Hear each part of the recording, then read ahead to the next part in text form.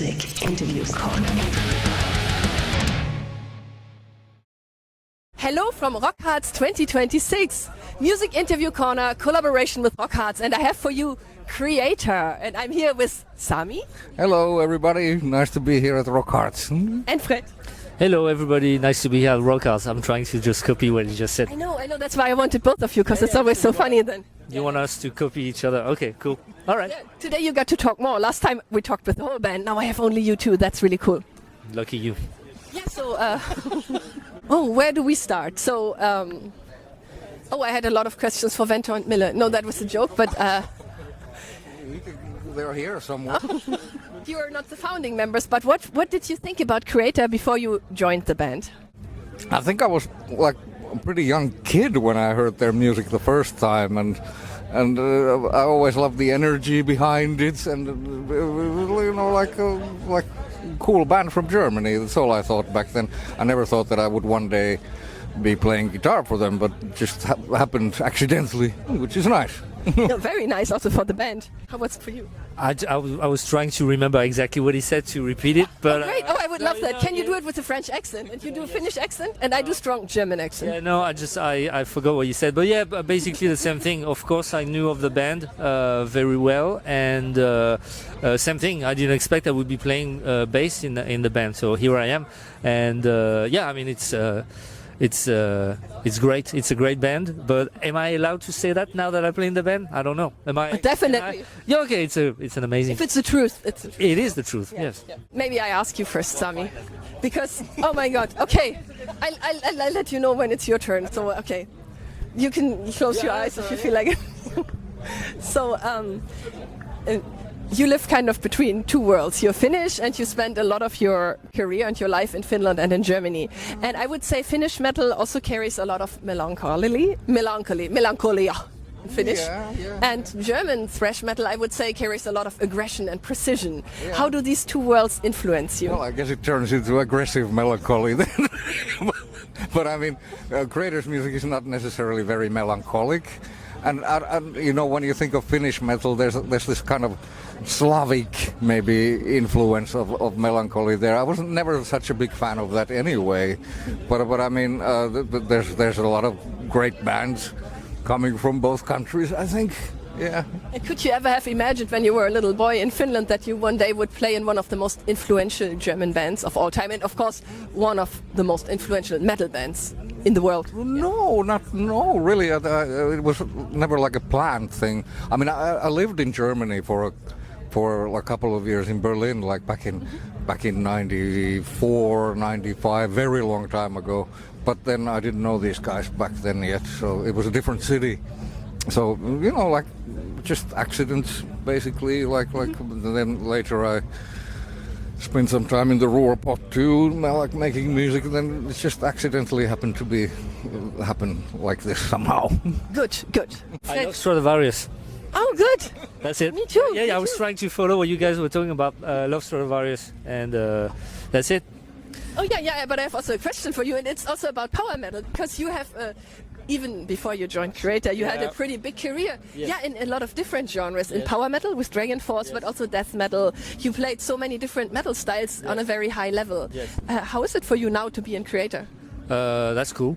And I still play death metal with Insanum. We just did a Hellfest and Grasspop and some shows with Possessed. But it's awesome. I mean, I always wanted to play, and even my time with Dragon Force was awesome. That is not my favorite kind of metal, but it's still music and it's still metal. So I feel very privileged to have have the chance to still play different genre, because if you look at the vinyls or CDs I have, or cassettes I have at home, it's not just one genre, it's not one style, and that's how I want to express myself as well. So yeah, I feel very privileged in that sense, that I can do shows with like death metal, then do thrash. I've done power metal. I also have Amahiru, even though we haven't done shows yet, but we released an album already, which is like way more melodic, and and who knows what the future holds, but yeah, to be able to express myself in different genres is something I really I feel very blessed. blessed. So. Oh yeah, the band is also blessed to have you and you too.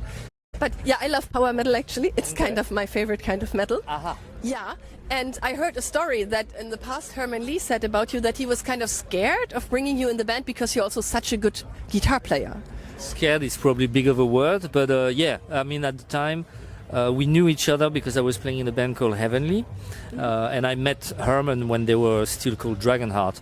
And then we happened to end up on the same label, which was Noise Records, Noise Metalist Sanctuary. And it was the manager's idea. So I was friends with the band, but yeah, the manager at the time, Steve, was like, "Hey, how about we ask?" They had a problem with their bass player. They said, "Well, how about we ask Fred?" And Herman was like, "Nah, he's never gonna." He's never gonna say yes because he's a good guitar player. Great, I don't know, but yeah, it's not my place to say. But they got me because they said, "Oh yeah, we're gonna play. Would you like to play bass for us?" So I'm like, "Oh okay, those guys are cool." And would you like to play bass? We're gonna play Tokyo, Quebec, and New York. And those were like 3 places I had not been. So I was like, yeah, fuck yeah, okay, I'll do that. So that's how it happened. And then, so I was not supposed to stay in the band. And then the next tour that they had, I was at the time we were on MySpace, and I remember looking with them trying to find like bass players for the band. And they were like, okay, we didn't find anyone. Would you like to do it? We're gonna tour with Ed Guy, which happened to be friends of mine as well. So I'm like, one of my favorite power metal bands. Okay, yeah. And they're just gonna reform, and they sold their. I know. So they were like, do you want to do the tour? And and I'm like, oh, okay. And then after a week, we were in Nottingham, and they said, oh, you want to stay in the band? And I was like, yeah, why not? And that's how it happened. Cool. So, and I stayed 14 years in the band. Oh yeah, well done. Yeah. And Sami, as a guitarist of Kreator, I have to ask you: have you ever been afraid of Fred? Afraid? Yeah, have you ever been afraid of him? Because Herman Lee was afraid. So. Well, the nicest guy on the planet, no reason to be afraid. Oh, that's good. Yeah. You're sort of killing my vibe of like death metal musician, so you should be afraid. You don't know, I'm very scary. Oh, okay. Can you look scary? Give us a scary look and see if it works. I'm a little scared now. But I know you have a cat and stuff, so I can't really be scared of you. No, my girlfriend is here. I can't. I try to look at her just like this. She's like, "Oh, you're cute." So there you go. Oh yeah, maybe we're going with a really cool topic, like a serious but cool. Kreator is one of the first bands that has positioned itself very clearly against fascism and against right-wing shit. How does it feel to be in such a band? That's not just because a lot of bands sing about aggression and about wars, and Kreator also looks behind it and looks why wars and oppression are happening, I feel.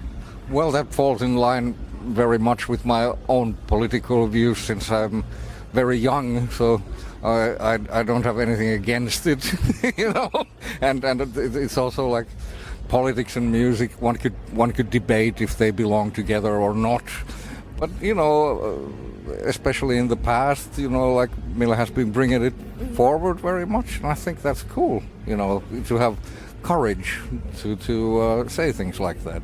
I think it's cool. Yeah, and you were one of the first.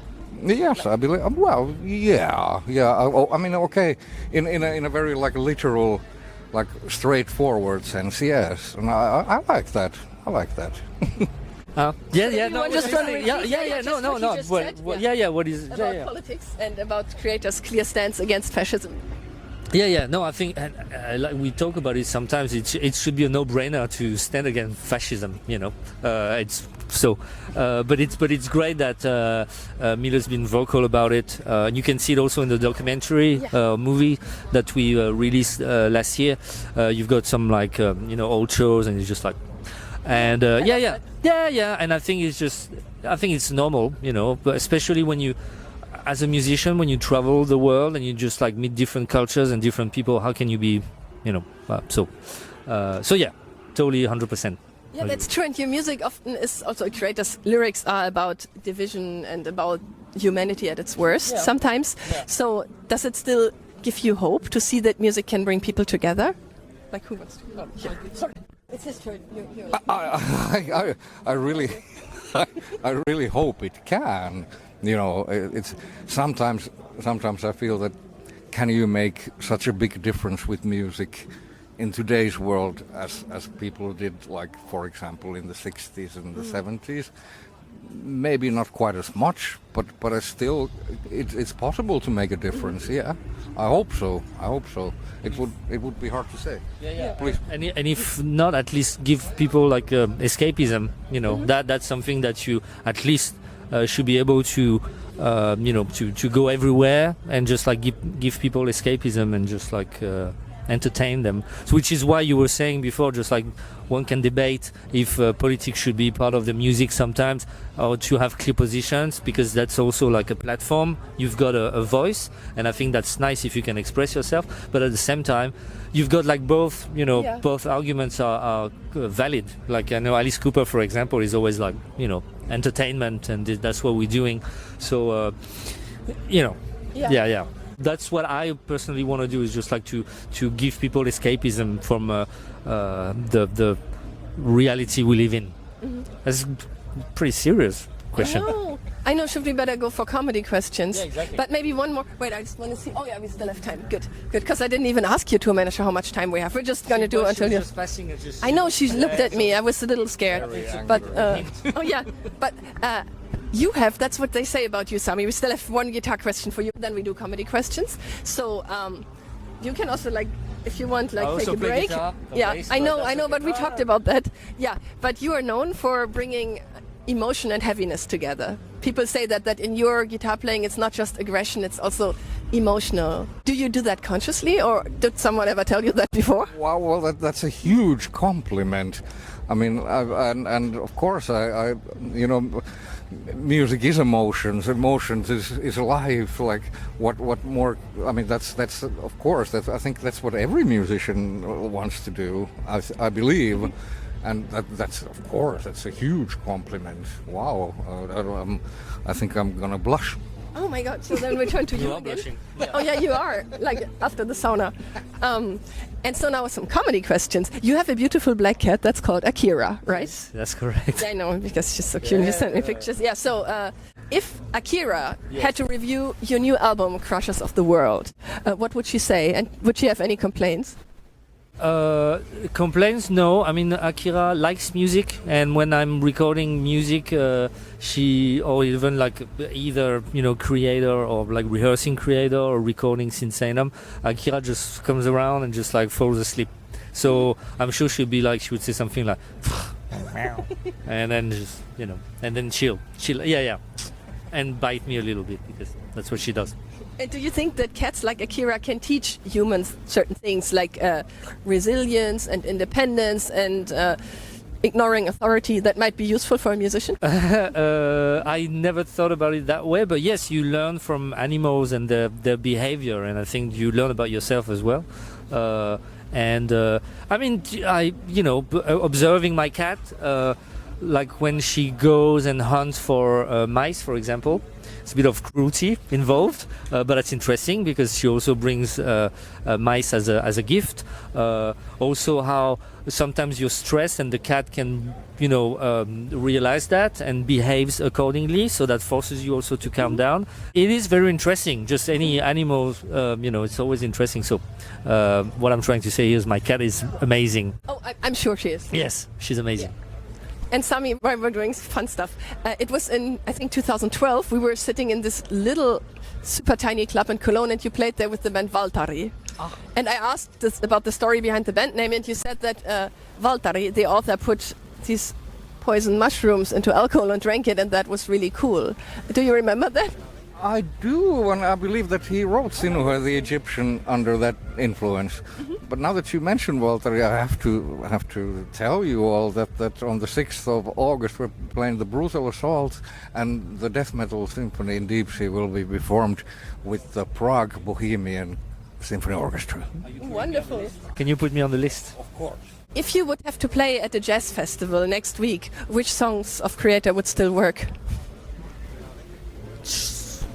I think Strongest of the Strong. Jazz? I feel like we've tried that, or just like playing some chords. It would work, or Renewal. I'm sure anything can work with jazz, So, yeah. I don't know, maybe anything good. Maybe Phobia. Is there someone following you? One following you. Beautiful. You should put that on the bonus track on the next album. I don't know. Okay. And, Well, thank you for the idea. and which Kreator song would be the worst wedding song? Betrayer. Yeah, right. Or People of the Lie. Yeah, Betrayer, yeah. Deceiver. Oh, yeah, right. Nice. And if you would have to replace one band member with a golden retriever, who would it be? I mean, I love golden retriever, so I could replace myself even, you know. So I volunteer, so you guys have a dog. Oh, that's cute. Yes. Does Akira get along with dogs? No. Oh, No. then that would be a problem for you. Yeah, exactly. But you can be a dog only on tour, and then at Yeah, home you're yeah. like you. Yeah. What would you say? Who should be replaced with a golden retriever? Maybe a cat. What, you should replace a cat with a golden retriever? Like then Akira becomes a golden retriever. Okay. Yeah. Or do you want to replace someone in the band with a cat? Well, we could replace all the crew with cats. Oh, I would like that. That would be awesome. Yeah, I'm down. Okay. Akira would be jealous. Oh yeah, but that's fine. She would understand. I'll explain that to her. I'm down. By the way, what is the least useful thing that you always take with you on tour? What? Crew. kidding, yeah. Greetings to the Kreator crew. just there. Oh, they're sitting there. Oh, they didn't hear you. You still have a crew. No, That's they good. They're actually, you can't really do anything without them. So it's quite the opposite. The most useless thing that we take. Yeah, that's always traveling with you on tour. Or the silliest thing. Because you know, you have, when you travel so much, you really learn how to travel light. You know, it's like an existential thing almost. You don't take any extra shit with you. Well, what could it be? I have to think about this. Well, maybe Fred has an idea. Can we have one more question? If Ventor from 1982 Yeah. and Mille from 1982 could look at Kreator now, Yes. what would impress them the most and what would surprise them the most? The fact that they have like a French and a Finnish guys in the band, perhaps they'd be like, "What the?" I guess they'd be surprised, impressed. Well, the fact that they have a French and a Finnish guy in the band, so they would be both surprised and amazed and very happy about it. No, I guess they would be happy, you know, just the same as Sami in 1982 or myself in 1982 when I was 4. Everybody would be like very happy of being at ROCKHARZ tonight and headlining the festival. So yeah. I believe they wouldn't have thought that they would be here because they always thought that they were only going to make like 1 or max 2 albums. So that this has been going on for so long is just like surprising and wonderful. Yeah. Wonderful. Thank you so much. Thank you. And yes, and then goodbye from the Music Interview Corner. Au revoir. Woo.